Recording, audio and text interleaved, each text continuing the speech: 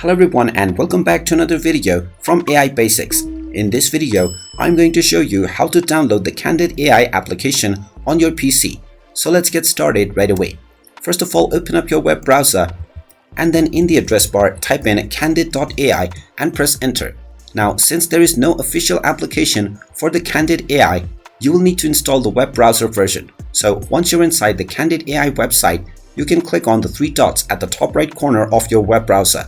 From this menu page, scroll down over to Save and Share, and then you can click on Create Shortcut. This will now create the shortcut menu from which you can rename the application whatever you want. Then make sure to check the box which says Open as Window and then click on the Create button. This will now immediately open up the CANDIDE AI application in its own browser window. And you will also be asked whether you want to pin this to your taskbar.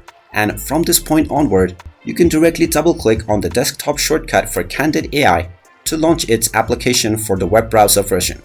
And there you have it. That is how easy it is to download and install the CANDIDE AI application on your PC. If you find this video helpful, make sure you hit that like button and subscribe to our channel if you haven't done so already. Also ring that notification bell to never miss another update from us. Thank you for watching and I will see you again in the next video.